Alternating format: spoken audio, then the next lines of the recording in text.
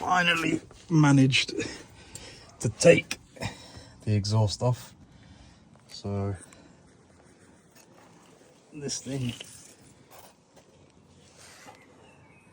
this was up here, so I had to unscrew the 2 bolts, and the exhaust was in the hole here, so that's off.